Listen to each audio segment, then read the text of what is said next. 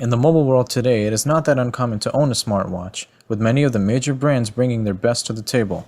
It wasn't long until Apple had piloted themselves into the race. I'm Asif Khan, and this is a review of the highly anticipated Apple Watch.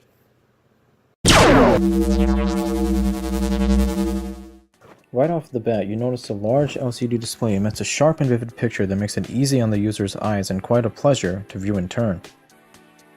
The viewing angles are both perspective and leisure, with very minimal glare opposing the owner's perception. By the way, this particular watch is in demo mode, so try and keep up with me as it cycles through the apps. The large bold fonts and saturated colors immediately pop out at you, and they have perfect legibility and buttery transitions. An honorable mention goes out to the silicone band that complements this watch very kindly. Viewing your contacts, pictures, and visualizations on the new Apple Watch, such as the examples shown here, are enjoyable and quite receptive and can be accessed within a heartbeat.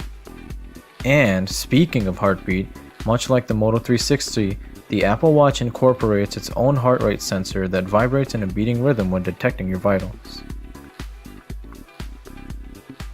Now that we've covered the aesthetics, let's get down to the real fun and begin navigating Apple's newest toy. So as you can see, there is a turn dial on the side which zooms in and out of the interface and actually focuses and opens the app that is most centered on the screen. You can always just tap the app desired and open it casually as well. The dial aforementioned also acts as a scrolling mechanism, making it easier to check text messages like so.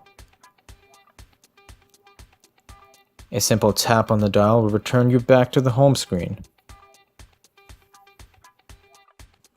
It's not an Apple device without its always inclusive iTunes music player, and the mini music player on this watch has basic functions such as track shifting and volume control. The volume can be adjusted by touch or by dial, but I found that the dial is much more productive and even adds a glowing green aura around the volume slider.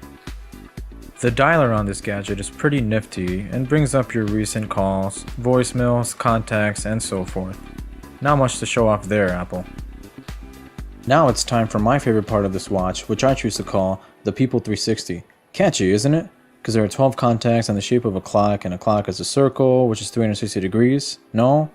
Okay, well anyway, it's badass. Finally, we have the fitness tracker app, which I'm no stranger to on my Note 4.